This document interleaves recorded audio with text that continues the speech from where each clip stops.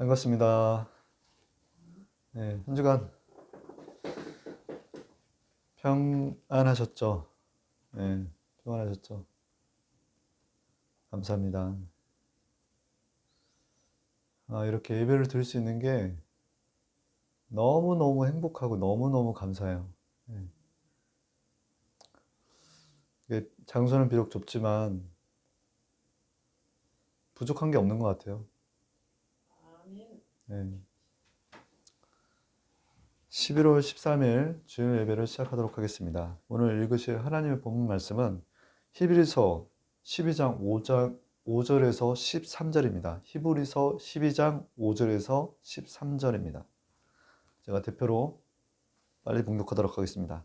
내 아들아, 주의 징계하심을 경히 여기지 말며 그에게 꾸지람을 받을 때에 낙심하지 말라.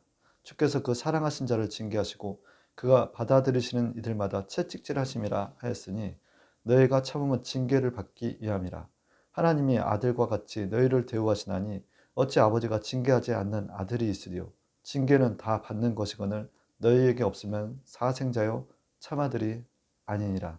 또 우리 육신의 아버지가 우리를 징계하여도 공경하였거든 하물며 모든 영의 아버지께 더욱 복종하며 살려하지 않겠느냐. 그들은 잠시 자기 뜻대로 우리를 징계하였거니와 오직 하나님은 우리의 유익을 위하여 그의 거룩하심에 참여하게 하시느니라. 무릇 징계가 당시에는 즐거 보이지 않고 슬퍼 보이나 후에 그로 말미암아 연단 받는 자들은 의와 평강의 열매를 맺느니라. 그러므로 피곤한 손과 연약한 무릎을 일으켜 세워 너희 발을 위하여 곧은 길을 만들어 저는 다리로 하여금 어그러지지 않고 고침을 받게 하라. 아멘. 오늘 읽으신 히브리서 12장 5절에서 13절을 근거로 하나님은 대한민국을 사랑하신다 라는 제목으로 은혜의 시간을 갖도록 하겠습니다. 이게 세계 지도를 이렇게 펼쳐보면 대한민국이라는 나라를 찾는데 좀 시간이 많이 걸려요. 네, 어딨지 이렇게 보면은 지도상에 그 동북아 지역에 이렇게 조그맣게 이렇게 표시가 되어 있단 말입니다. 근데 옆에 나라들을 보면 뭐 옆에 중국 대륙이라고 그러지 않습니까? 또 러시아 거기도 대륙이에요. 땅이 크죠. 그리고 옆에는 또 일본이라는 나라가 이렇게 길게 이렇게 섬 형태로 자리하고 있고, 그리고 이제 저 멀리 태평양에서 이제 보면 이제 미국이라는 나라가 자리하고 있어요. 근데 많은 어떤 이제 이해관계가 얽혀 있는 지정학적으로 매우 중요한 위치에 있다라는 거예요. 근데 이제 이렇게 나라의 상황을 보면 북한하고 이렇게 남한은 또 이렇게 분단되어 있습니다, 지금. 그래서 이게 보면 이렇게 분단된 지 70년이라는 어떤 긴 시간 동안 대한민국은 현실적으로는 종전된 상태가 아니라 전쟁이 지속되고 있는 그런 반도 국가라는 거예요. 분단 국가라는 거예요. 그러니까 뭔가 좀 항상 북한에서의 어떤 북한이라는 존재가 가시처럼 저희를 위협하고 있는 거예요. 근데 이제 어떤 이제 지정학적 위치라든가 이제 뭐 실제 뭐 북한이라는 나라를 의식해서가 아니라 이스라엘 민족도 거의 비슷하거든요. 이스라엘 민족도 굉장히 무교사에 많이 쌓여 있는 나라예요. 나라장으로 보면. 저 중동 국가 중에서 이스라엘 국가가 제가 1948년에 독립을 해서 그 안에서 자리하고 있는데, 음, 과거에 이렇게 자세히 보면 이제 그 이스라엘 민족이 12지파가 있었는데 12지파 중에서 유다 족속에서 그 베들레헴 예수 그리스도가 탄생을 한단 말입니다. 메시아가 탄생을 해요. 유다 족속에서. 근데 유다 족속의 땅 배분을 가나안 땅에 받을 때 그 옆쪽에 자리하고 있었던 게 블레셋이에요. 블레셋. 가시아 같은 존재였단 말입니다. 이스라엘 민족의 대적이었어요. 대적.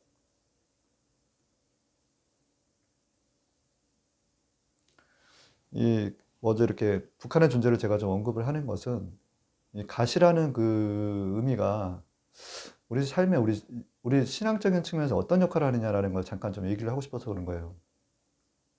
사도 바울도 이런 고백을 합니다.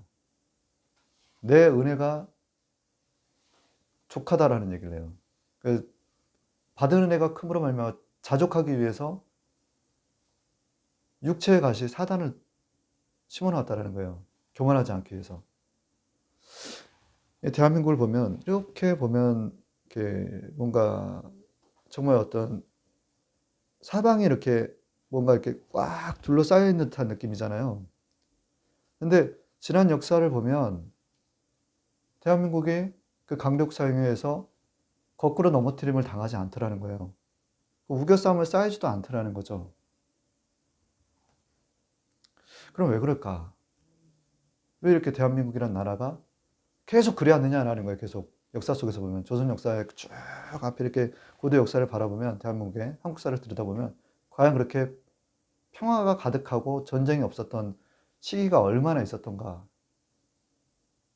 제가 봤을 때 이렇게 대한민국이 잘 살고 경제 대국으로서 군사 대국으로서 자리할 수 있었던 거는 아마 근대에 있어서 근현대사에서만 가능했지 않았나 싶어요. 그럼 이유가 뭘까? 이유가 뭘까라는 거예요. 그래, 하나님의 은혜예요. 그래서 과거에 이제 처음에 이제 선교사가 와서 실제적인 어떤 교회의 어떤 부흥이 있었던 거는 좀 북한 쪽에서부터 시작된 거예요. 대한민국 장대육교회 길선지 목사 평양 대부흥회 성령의 강림이 역사해가지고 그 성령의 역사로 교회가 굉장히 부흥을 해요. 그 전쟁이 일어나고 그 전쟁 가운데서 이제 남한으로 교회가 많이 내려오죠. 실제 지금 남한의 그 교회 수가 제가 알기로는 한 5만여 교회가 되는데 다른 나라에서는 이 좁은 어떤 지역적인 어떤 것들을 고려했을 때 굉장히 밀집도가 많은 교회 수가 많은 국가 중에 하나예요, 저희가. 그러니까 역으로 얘기하면 저는 그 하나님의 축복이라고 생각을 하거든요. 각 지역마다 교회가 빛을 발하면서 등대 역할을 하고 있는 거예요. 그 지역을 밝히고 있는 거예요. 영적인 어둠을 밝히고 있다라는 거. 아,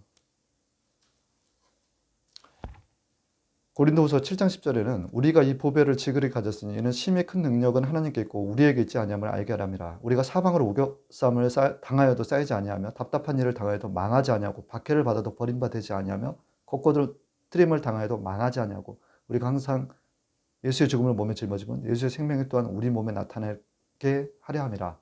고린도서 7장 10절의 말씀이에요. 여기서 보면은 이제 보배의 질그릇을 가졌다는 거. 사실 우리가 질그릇이에요, 질그릇. 근데 우리가 질그릇인데 이 대한민국 전체를 봤을 때도 대한민국은 하나의 폼으로서 질그릇이에요, 질그릇. 그 안에 무엇을 간직하고 있느냐? 성령 하나님이 자리하고 있다는 거예요, 성령님. 그래서 이 질그릇이 깨어지지 않는다는 거예요. 깨어지기 쉬운 그릇인데 성령님이 있기 때문에 질그릇이 깨어지지 않는다는 거예요. 성령님은 뭡니까?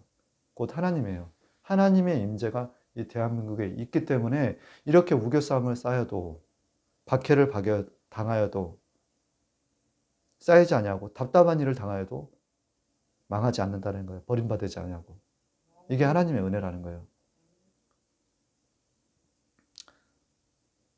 근데 이렇게 뭔가 소문이 흉흉하고 뭔가 위기가 대한민국 사회에 없었던 게 아니란 말입니다. 근데 그거는 예수의 죽음을 우리가 몸에 짊어짐으로 예수의 생명 우리에 나타나게 하려 합니다. 이 말을 우리는 조금 더 묵상을 해볼 필요가 있다는 거예요.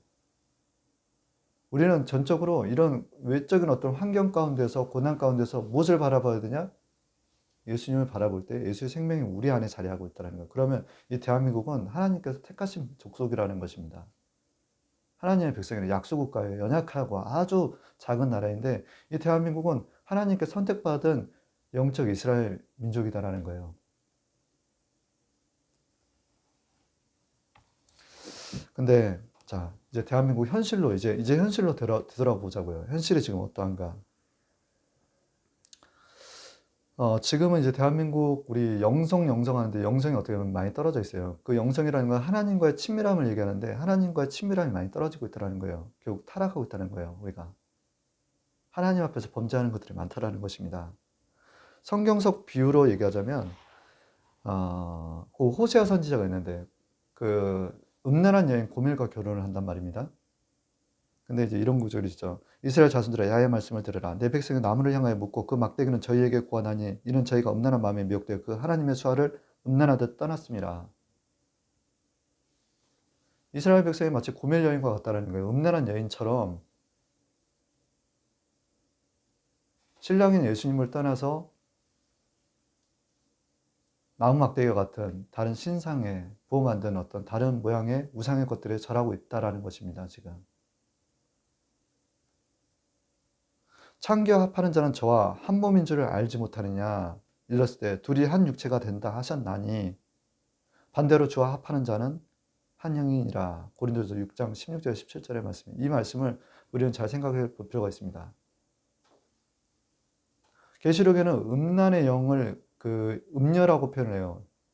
세상에 속해 있는 음녀가 교회를 타락시키고 있다는 거예요.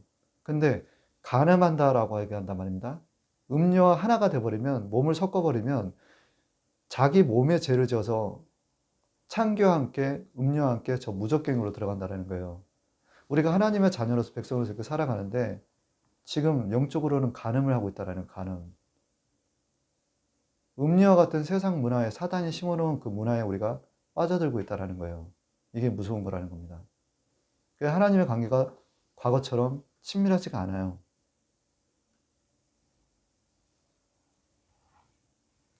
그것을 우리가 실제적으로 이제 느끼고 체험하고 있는 게 가장 대표적인 게 인구수의 급감이라는 거예요. 창세기에는 생육하고 번성하여 다스리라라고 나와 있어요. 생육하고 번성하여 다스리라. 근데 생육하고 번성하라는 거, 생육이라는 게 뭐예요? 우리가 자녀 인구예요, 인구. 인구수가 어떻게 되냐면 감소하고 있다라는 거예요. 하나님의 축복에서 멀어지고 있다라는 겁니다. OECD 국가 중에서 지금 가구당 인구수가 0.8명, 그러니까 한 명이 안 되는 거예요. 부부가 결혼해서 애를 거의 안 낳는 수준이라는 겁니다.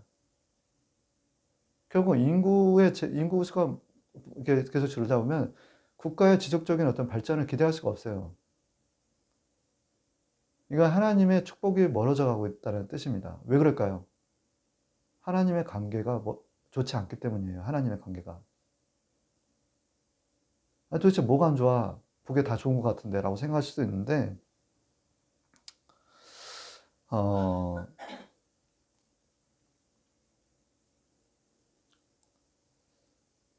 저는 이제 여러 가지 이제 고민을 우리는 좀 해봐야 될 필요가 있어요. 왜 이렇게 영적인 어떤 하나님과의 관계가 틀어져 있는지, 문제가 되는지에 대해서. 그래서 이제 이 부분은 제가 조금 이따 다시 말씀을 이어서 하겠습니다. 그렇지만 이제 그럼에도 불구하고 당장 이 하나님께서 대한민국을 버리시지 않는 이유는 저는 창세기의 18장에서 답을 좀 찾았어요. 아브라함이 소돔과 고모라를 그 멸하시는 하나님의 사자 앞에서 사정을 하는 거예요. 그리고 고백을 하는 거죠. 어떤 고백을 하냐면 하나님 보시기에는 참 장난하냐? 이렇게 하실 수도 있는 장면이에요. 야훼께서 또 이르시되 소돔과 고모라에 대한 부르짖음이 크고 그 제약이 심히 무거우니 창세기 18장 20절의 말씀이에요. 여기서 얘기하는 소돔과 고모라는 사실 대한민국으로 비를 치자면 그 제약이 심하다라는 겁니다. 그 부르짖음과 제약이 심하다라는 거예요. 근데 아브라함이 자꾸 물어봐요. 의인 50명 있으면 이 소돔과 고모라를 멸하지 않겠나이까? 멸하지 않는다라는 거예요. 그 안에 의인 50명. 근데 또 얘기를 하는데 45명이면 어떻겠습니까? 멸하지 않는다라는 거예요. 또 30명이면요. 20명이면요. 그래 마지막에 아브라함이 또 이르되 주는 노하지 마옵소서. 내가 이번만 더 아뢰리이다. 거기서 10명을 찾으시면 어찌하리시니까 이르시되 내가 10명으로 말미암아 멸하지 아니하리라라고 얘기 나온 거예요. 창세기 18장 32절에 말씀. 소돔과 고모라는 지역에서 하나님을 찾아서 하나님의 나라와 의를 구하는 정말 의인된 삶을 사는 10명을 보고도 하나님께서는 소돔과 고모라를 멸하지 아니하시더라라는 거예요. 우리는 하나님께 이렇게 택함을 받았지만 우리가 때로는 하나님과의 관계가 멀어지면 하나님께서는 반드시 또 징계 또한 내리시는 하나님이세요. 하나님께서 붙드신 이유를 우리는 발견할 수가 있어야 돼요. 그럼에도 불구하고 하나님께서 사랑하시는구나. 이 대한민국에서 하나님을 사랑하시는 하나님의 귀한 제자들이 이 대한민국의 영적인 지형을 지키고 있기 때문에 하나님께서 그래도 지켜주시고 보호하시는 거라는 거예요. 지금의 상황들 보면, 지금들의 어떤 현 이치를 보자면 그렇다라는 겁니다. 주의 징계가 임했을 때 우리는 이것이 내 삶 가운데서 이 징계가 도대체 무엇인지 알아야 돼요. 이것이 이 흉년이 첫 번째, 내가 이런 징계가 있을 때 첫 번째, 내가 이것이 흉년인지 아니면 이것이 시험인지 또 세 번째, 더 좋은 것을 주시기 위한 하나님의 계획인지를 알아야 된다는 거예요. 그러니까 어떤 사건을 우리가 딱 지목해서 얘기하기는 뭐하지만 지금 시점에 어떤 큰 문제가 터졌어요. 근데 우리가 해석할 수 없는 뭔가 이게 큰 재앙이에요. 재난 같은 거예요. 그럼 이 징계가 이 대한민국에 임한 이유가 무엇인지 우리는 찾아야 된다는 것입니다. 첫 번째 흉년이라는 것은 주님께서 정말 징계로서 내려주시는 거라는 거예요. 그러나 두 번째는 시험이라는 의미는 그럼에도 불구하고 너희가 주 예수 그리스도를 믿고 하나님의 나라를 세워나가는 것인지를 보기 위함이고, 세 번째는 하나님께서 우리에게 더 좋은 것을 주기 위해 때로는 어떤 고난도 주시더라는 거예요. 더 고난을. 그러니까 이게 흉년인지 시험인지 징계, 더 좋은 것을 주시기 위한 것인지는 우리가 각자 해석을 잘 하셔야 된다는 것입니다. 이거 개인적으로나 나라 전체로나. 첫 번째, 징계를 받을 때 즉시 회개하고 돌이켜야 한다는 것입니다.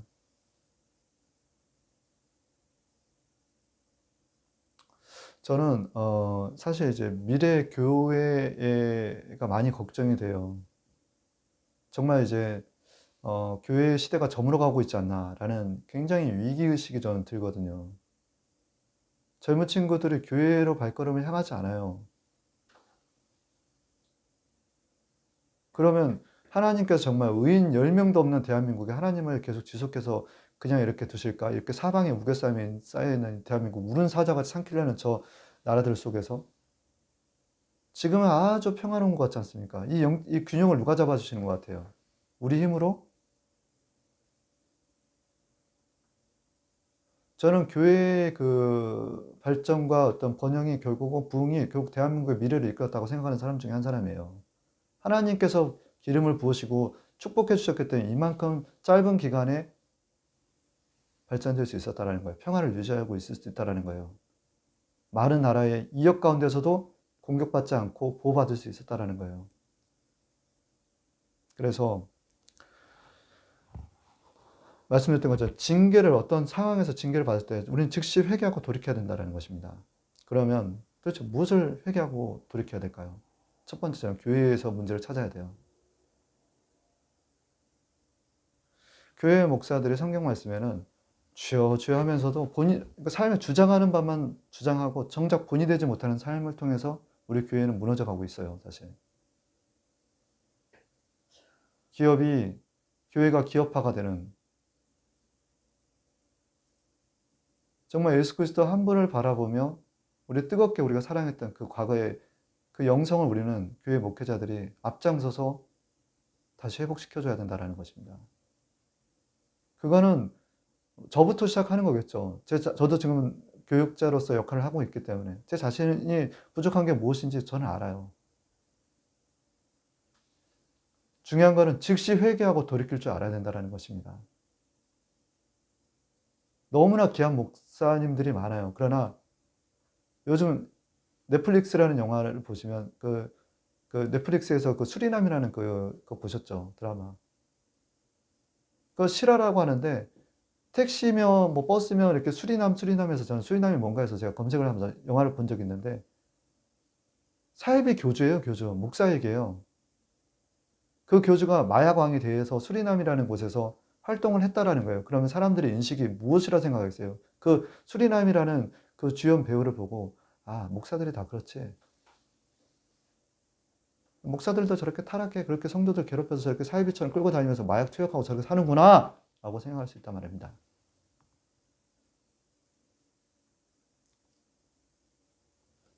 안타까운 현실입니다.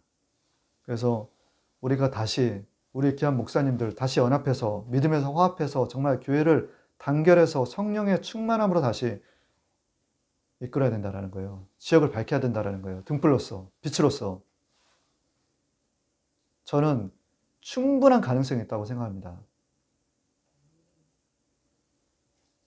또한 우리는 세상의 부를 경계할 필요가 있다는 거예요. 세상 신 중에 하나가 부황입니다. 부황. 요즘 스마트한 세상이에요. 스마트한 세상. 스마트한 거를 모르면 살 수 없는 세상이에요. 그래서 이름 또한 스마트폰이라는 거예요. 근데 이 스마트폰에 아이들의 4차원 영성이 다 빼앗기고 있어요. 예수 그리스도를 바라보면서 하나님께서 주시는 꿈과 믿음과 생각과 말을 잃어버리고 있어요. 이 스마트폰에 미쳐 있단 말입니다.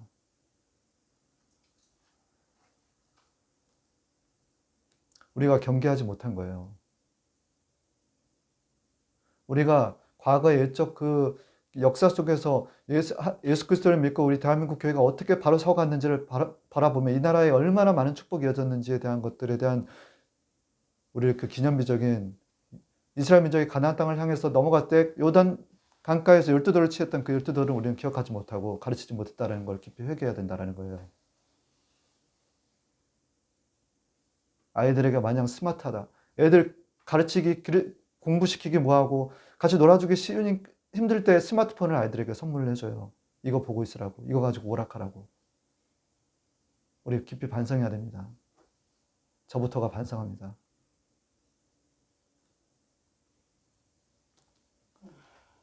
또 안정과 풍요 가운데서 우리가 주님을 만나는 걸 게을리한 걸 회개해야 돼요. 우리가 인간의 속성이 안정되고 풍요로우면 정말 안정되고 풍요롭잖아요. 그럼 하나님을 찾지 않는 인간의 내면의 속성이 있는 걸 우리는 경계해야 된다는 거예요. 좀 먹고 살만하고 좀 안정되면 사람들이 그래요. 그러나 진짜 가난한 시절에는 희망이 없어 하며 교회에 갔단 말입니다. 근데 진짜 거기서 살아계신 하나님을 만나더라는 거예요. 그 살아계신 하나님을 만날 때 하나님의 영혼이 잘된 것 같이 범사가 잘 되고 강건해지는 삼중 축복을 솔직히 경험하면서 아 정말 이 땅 가운데서 예수 그리스도를 믿으니 하나님의 자녀에게도 이와 같은 복이 임하는구나. 모든 생사복의 주권이 하나님께 있구나라는 걸 경험했다는 말입니다. 그러나 지금은 이게 다 우리가 잘나서 된 줄 알고 있어요. 이걸 경계하지 못하고 세상의 부왕과 세상의 신, 만몬, 돈의 물질의 우상이 되었던 것을 우리가 경계하지 못하고 끊어내지 못했다는 걸 회개해야 된다는 것입니다.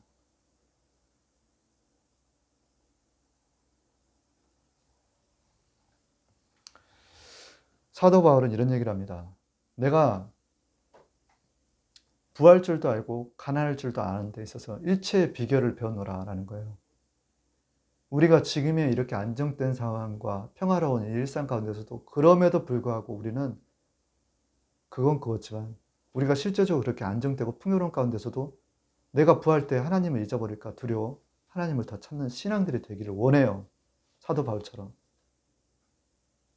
잠언서에는 이렇게 나와 있죠. 30장 7절에서 9절에서는 내가 이 두 가지를 주께 구하였으니 나의 죽기 전에 주시옵소서. 곧 허탄과 거짓말을 내게서 멀리 하옵시며 나로 가난하게도 마옵시고 부하게도 마옵시고 오직 필요한 양식으로 내게 먹이시옵소서. 혹 내가 배불러서 하나님을 모른다. 야훼가 누구냐 함께하오며 혹 내가 가난하여 도둑질하고 내 하나님의 이름을 욕되게 할까 두려움이라. 이게 무슨 얘기겠습니까? 우리가 너무 부한 것도 하나님과의 그 믿음의 신앙에서 멀어진 걸 알기 때문에 이와 같은 고백을 하는 거예요. 그렇다고 너무 가난해져서 하나님이 없다. 아, 여기가 지옥 같은데 라는 그런 고백을 할까봐. 그럼에도 불구하고 우리가 먹고 살만한 정도로 족하게 해주십사라는 고백을 하는 거예요. 잠언서의 지혜서의 말씀은. 그러나 너무나 지금 물질 풍요 가운데서 우리가 무엇을 하느냐라는 거예요. 세상만 바라보는 거예요, 세상. 세상의 그 유혹에 깊이 빠져들고 있더라는 것입니다. 그러므로 말미암아 정말 하나님의 아들 독생자 예수 그리스도를 잊어버리고 있어요. 근데 그 예수님이 우리의 영원한 생명이에요. 하나님과 우리와의 중보자는 예수 그리스도 그분 한 분밖에 없는 거예요. 우리가 하나님께 나아갈 수 있는 것은 예수 그리스도밖에 없는 거예요. 그러므로 징계가 때로는 아파요. 당시에는 기쁘지 않아요. 그렇지만 우리가 회개하고 돌아올 때만이 의와 평강의 열매가 있더라라는 것입니다. 두 번째, 징계를 통해서 주님은 우리를 거룩하게 하시더라는 겁니다. 하나님의 손에 빠져드는 게 무서울진저라는 얘기를 해요. 우리가 스스로 막 거룩하게 산다고 해서 거룩하게 되는 게 아니라 차라리 주의 성령이 우리에게 임하면 우리가 몸된 성전으로 살면 하나님께서 생명의 법으로 우리를 다스리기 때문에 징계를 낼 때는 우리가 죄와 멀어지게 되어 있는 거예요. 그래서 거룩해진다는 겁니다.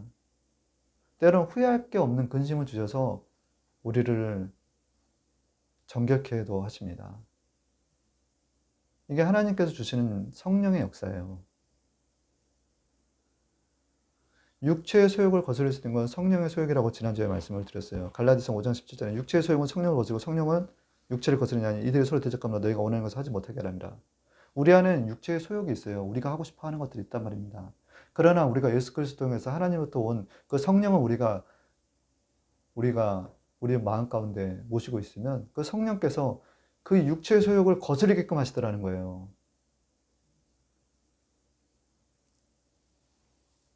그래서 음행과 온갖 더러운 것과 탐욕은 너희들 중에서 그 이름조차도 부르지 말라. 영혼을 거슬러 싸우는 육체의 정욕을 제어하라. 에베소서 5장 3절의 말씀을 우리에게 주셨다는 겁니다. 우리가 일상에서 되는 탐욕, 온갖 더러운 것, 음행을 멀리하라는 거예요. 그게 영혼을 거슬리는 육체의 정욕이라는 것입니다. 이거를 멀리해야 된다는 거예요. 근데 우리 힘으로 안 되기 때문에 성령께서 도와주시는 거예요. 성령은 도와주시는 영이십니다. 하나님의 거룩하신 영이에요. 그래서 우리가 일상에서 받는 모든 것들 결국 하나님 우리를 거룩하게 경건하게 하시기 위한 것이다라는 거예요. 지금 삶에 사실 우리가 하나님의 자녀로서 택함을 받고 이렇게 살다 보면 왜 우리에게 이런 징계를 주십니까? 라는 건 결국 그것은 육신의 아버지는 자신의 뜻을 향해서 징계를 내리지만 우리 하나님은 우리의 유익을 위해서 징계를 주신다라는 거예요. 우리의 유익을. 그것이 무엇이냐? 거룩과 경건이라는 거예요. 육체의 연단은 약간의 유익이 있으나 경건은 범사에 유익하니 금생과 내생의 약속이 있느니라 라는 거예요. 우리의 겉사람은 날로 후패하나 우리의 속사람은 날로 새로워지더라는 거예요. 그러니 우리가 받는 모든 것도 우리 믿음의 자녀들이 이런 고백을 해야 돼요. 하나님께서 지으신 모든 것이 선함에 감사함으로 받으면 버릴 것이 없나니 기도와 말씀과 기도로 거룩하여질지니라. 우리 하나님은 그렇게 세팅을 해놓으신 거예요. 왜 이런 일이 왜 우리에게 벌어질까? 라고 생각하지만 그 일과 그 상황들이 우리를 더욱더 거룩하게 한 하나님의 계획과 선하신 뜻이라는 거예요. 그러니 우리는 버릴 게 없다라는 거예요. 그것들을. 그래서 모든 것을 말씀과 기도 가운데서 거룩해지는 시간들이 것으로 바꿔야 된다는 것입니다. 결국에는 우리 하나님께서는 믿는 자녀들에게 징계를 주시는 이유, 대한민국에 징계를 주시는 이유는 우리에게 자리하고 있는 우리 육체의 어떤 성품, 인품을 예수 그리스도의 인품으로 바꿔나가기 위해서 주시는 것이다라는 거예요. 세 번째는 징계를 주시는 이유는 하나님의 참아들이기 때문이다라는 거예요. 참아들. 하나님의 그 아들의 영을 우리 마음 가운데 보내사 우리 아바 아버지라 부르게 하셨느니라. 그러므로 내가 이유는 종이 아니라 아들이니 아들이면 하나님의 말미암아 유업을 이을 자니라. 갈라디아서 4장 6절에서 7절의 말씀이에요. 우리가 하나님의 아들이라는 거예요. 종이 아니라는 거예요. 친구라고도 하세요. 근데 유업을 이을 자라는 거예요. 징계를 주시는 게 하나님의 참아들이라는 거예요. 그럼 참아들에게는 유업이 있다는 겁니다. 징계를 주시는 이유가. 다시 대한민국이 그런 역사 속에서 그렇게 택함을 받았다는 것은 하나님의 아들로서 하나님의 참아들로서 유업을 있게끔 하시기 위한 하나님의 계획이 있다는 거예요. 그 하나님의 참아들의 유업이 뭘까요? 그것은 전도자의 삶입니다. 우리는 전도의 사명을 다시 찾아야 돼요. 그래서 예루살렘과 온 유대와 사마리아 땅끝까지 주의 성령이 임하면 전하리라는 거예요. 전하리라. 우리 하나님은 참 미련한 방식으로 전도를 하게 하십니다. 그리고 약한 자와 미련한 자를 고쳐서 하나님께서는 하나님의 하나님 되시기를 원하세요. 우리를 통해서 구원받는 자녀의 수를 늘려가기를 원하신다는 것입니다. 나는 심었고 아볼로는 무엇졌을 때 오직 하나님께서 자라나게 하셨나니 고린도전서 3장 6절의 말씀이에요.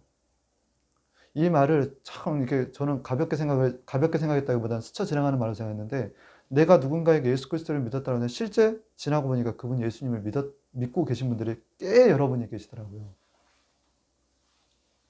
그래서 저는 나는 심었고, 그러나 누군가 아볼로는 물을 줬으면 자라나게 하시는 하나님이시더라는 거예요. 하나님께 영광을 돌려야 된다는 거예요. 근데 미련한 방식이에요. 예수 그리스도를 믿으시기 바랍니다. 왜? 믿음은 들음에서 나기 때문에 우리가 전하지 않으면 듣지 않는다라는 거예요. 그래서 전하면 그래, 달라진 게 있어? 그럼 하나님께서는 역사하시더라는 겁니다. 그리고 또, 그렇다고 해서 그냥 그렇게 전하고만 끝나는 것이 아니라, 눈물을 흘리며 씨를 뿌린 자는 기쁨으로 거두리로다.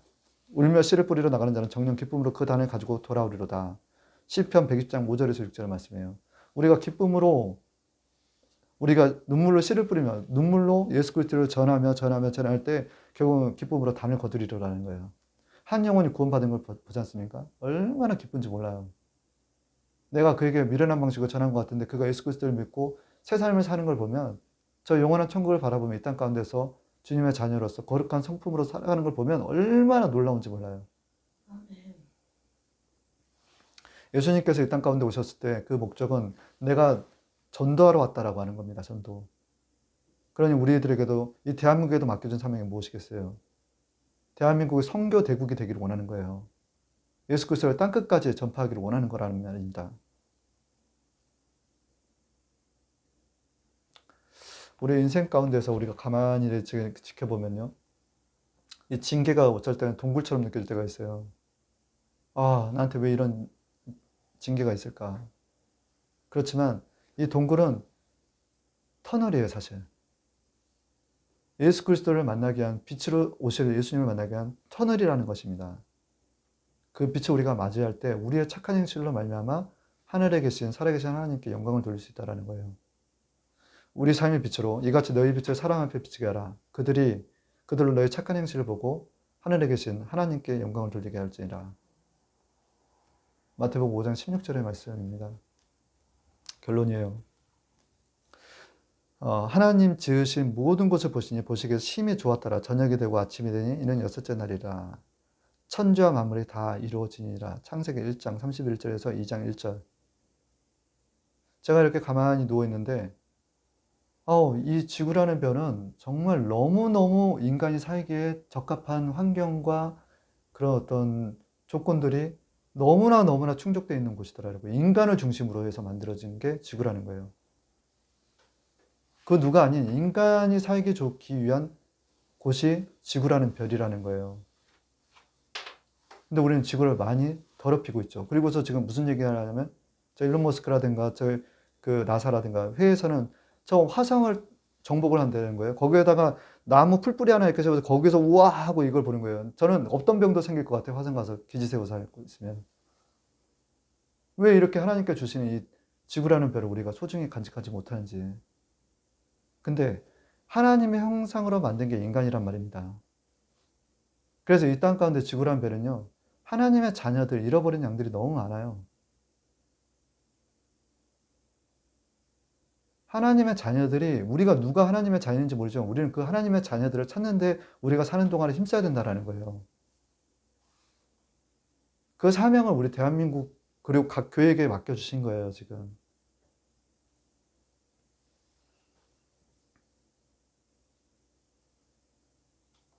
근데 지금 대한민국의 현실이 어떻다고 했습니까? 많이 혼돈해요. 혼란하고. 사단의 문화를 그대로 흡수를 해버려요, 지금. 앞서서 얘기했지만 할로윈 문제, 또 동성애 문제, 이단 문제, 이런 거에서 결코 대한민국이 지금 매우 영적으로 타락해가고 있다는 겁니다. 그러니 다시 회복시켜야 된다는 거예요. 다시 회개하고 돌아서야 되는 거예요. 주님의 더 큰 징계가 임하기 전에 우리는 하나님의 자녀들로서, 참아들로서 그 징계를 통해서 의와 평강의 열매를 맺어가기 때문에 우리가 바로 서야 된다는 것입니다. 살아계신 하나님의 아들 독생자 예수 그리스도, 그는 죽은 지 사흘 만에 다시 부활하셨어요. 하나님이 이 세상을 이처럼 사랑하사 독생자를 주셨으니 이는 그를 믿는 자마다 멸망치 않고 영생을 얻게 하려 하심이라. 요한복음 3장 16절의 말씀을 들고 우리는 세상 가운데 나가야 된다는 것입니다. 하나님께서 이 좁고 연약한 대한민국을 선택하신 이유는 하나님의 참아들로서 하나님께서 대한민국을 사랑하시기 때문이라는 거예요. 교회의 책임이 무겁습니다. 이것으로 주일 예배를 마치도록 하겠습니다. 잠시 기도하겠습니다. 좋으신 하나님 아버지 감사합니다. 오늘 또한 아버지 귀한 하루, 귀한 아버지 주일을 맞이하게 하시며 참으로 감사드립니다.